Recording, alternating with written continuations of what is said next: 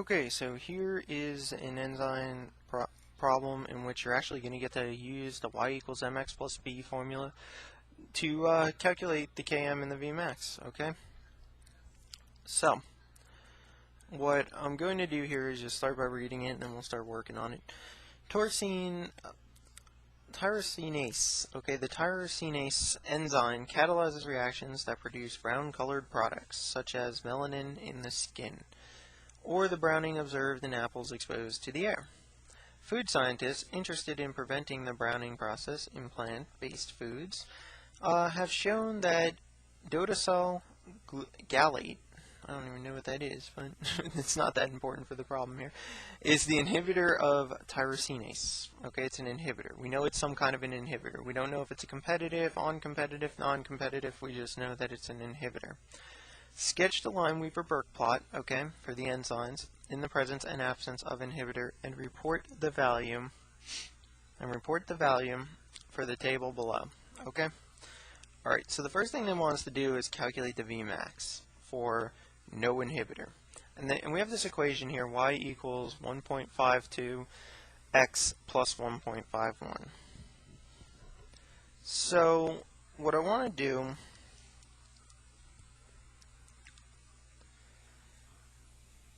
is I want to just recall what these things are on the Lineweaver-Burke plot. So let's just draw the basic axis here. I just want to kind of just recall what these things are, okay?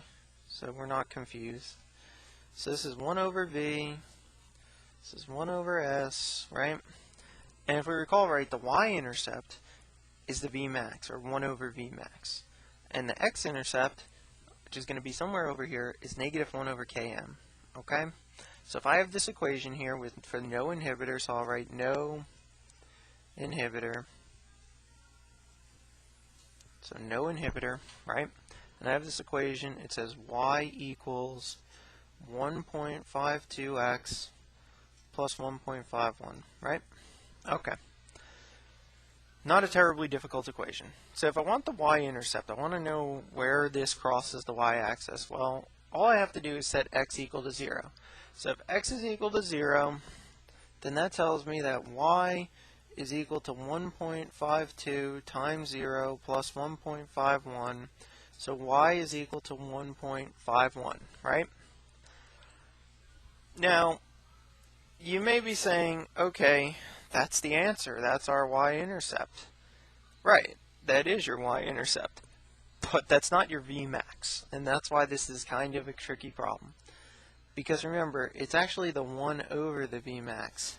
So I have to do 1 divided by 1.51. So I actually have to do 1 in order to get the Vmax. In order to get the Vmax, I have to say it's equal to 1 divided by 1.51. Okay, 1 divided by 1.51. And if I do that, I get the Vmax is equal to 0.662. Okay, so up here under Vmax, I'm going to write 0.662. Okay, let's get that on there. 0.662. That's the Vmax for no inhibitor. Now, if I wanted to use the same equation, I wanted to get the x-intercept because the x-intercept corresponds to the Km. All I'd have to do is set y equal to 0. Okay. So if I set y equal to 0, right? I set y equal to 0. I'll do it out on paper here. I don't have a whole lot of space, so I'm going to try and make this work. So y is equal to 0 is equal to 1.52x plus 1.51, right? So I'm going to subtract 1.51 from both sides, and I'm going to be left with 1.52x, and I'm going to say x is equal to negative 1.51 divided by 1.52, and I get something like this, negative 0.993, okay? And it's a negative number, but that's what we want, because in order to get the Km, so the Km is now equal to 1 over negative 0.993, okay? So the Km is equal to 1 actually, I'm even making a silly mistake here. This should be negative, remember, because over here it's going to be negative, where this is going to cross the x-axis is in negative x. is in the negative x position, so it should be negative 1 divided by a negative 0.993, right? That's what we got. And we get roughly that answer is about 1.01. So the Km is 1.01, okay? So now we have the Vmax and the Km, so we found the two values for that. Now, they want us to also find those same values for the inhibitor, or when inhibitors added. Okay, well, I'm not going to do the whole algebraic calculation over here. I'm just going to say what the Vmax is, okay? Now remember, to get the Vmax, we have to do 1 divided by, now if we look at the equation here, it's 1.58x plus 4.27. So if we set x equal to 0, the y-intercept is 4.27. If I do 1 divided by 4.27, I end up with 0.234. So 0.234, okay? And, alright, you know what, maybe I'm just going to show this real quick. So y is equal to 1.58x, because I want everybody to be clear about this. This was something that I found, you know, somewhat difficult to think about initially when I was first in the class. So if that's equal to 0, so 1.580 is equal to 4.27, so y is equal to 4.27. Now if we recall, going back over here, I said the Vmax is actually what the answer we actually got was 1 over Vmax. If we want the Vmax, we need to divide the answer by 1, okay, or divide the answer into 1. So if we get this 4.27, simply do just like that. 1 divided by 4.27, you get 0.234. Okay? Now, same thing with x over here. We said we said y equal to 0. We subtract 4.27 from both sides, and what we end up with is negative 4.27.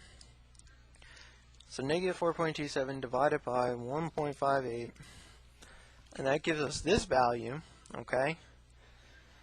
But the trouble is this is not the right answer, so we need to do 1 divided by negative 0.270. We get negative 0.370, okay? So that's going to be, again, making the same mistake here. It should be negative 1 divided by the value we had there. So if it's negative 1 divided by the value we had there, it's actually going to be 0.370. So, excuse me, even I'm confused. But I think we'll get through it. Okay, so I have those values, right? I have my Vmax, I have my Km for both of those things. Now I can plot those on the graph that I drew over here. Although this is getting a little messy, I can kind of plot those, and I know where they are. So if I want to plot the no inhibitor first, the Vmax is 0.662, but that's not the value I want to plot, right?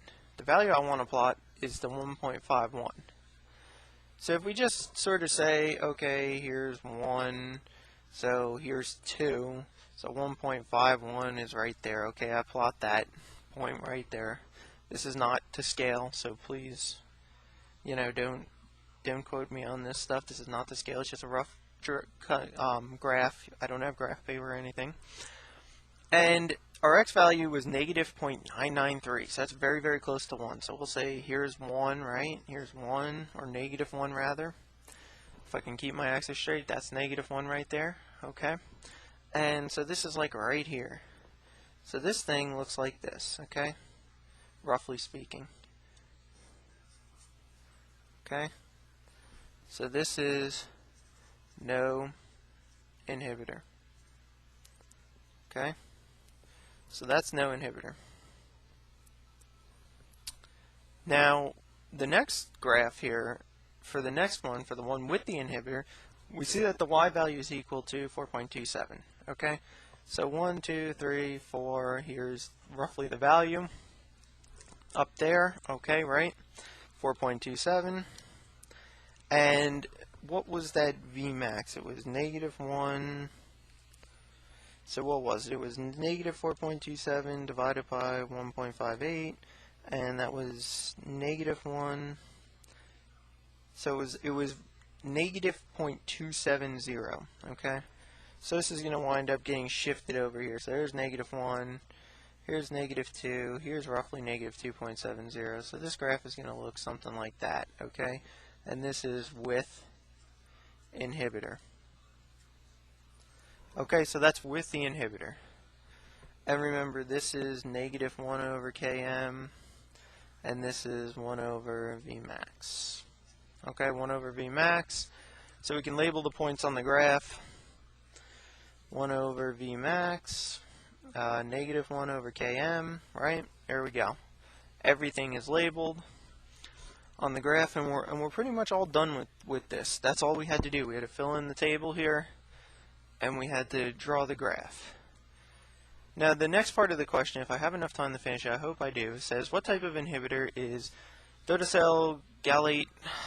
Justify your response and explain what this tells us about the mode of inhibitor binding. Okay, well, let's look at it.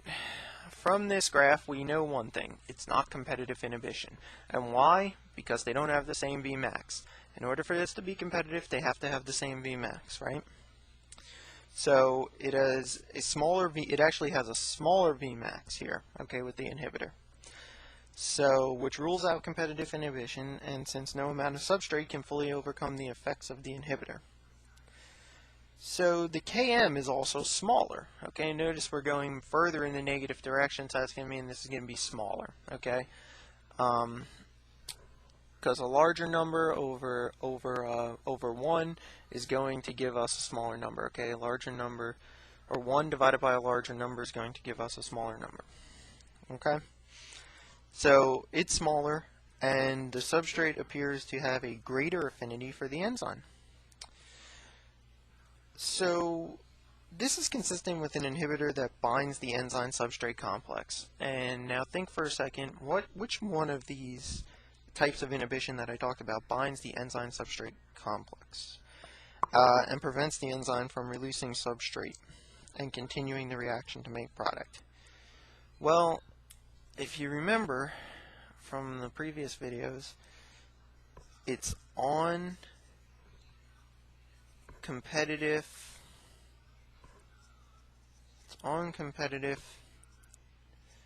inhibition.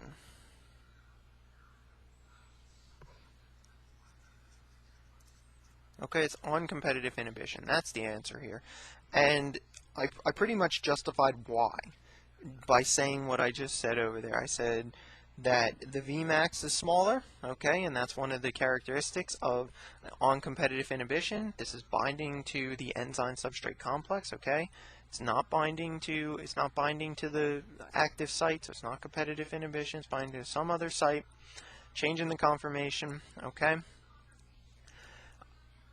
It's binding to some other site. It's binding to the enzyme substrate complex and changing what's going on there, preventing it from continuing the reaction. There's another thing you might notice I never talked about, okay? You would notice that these actually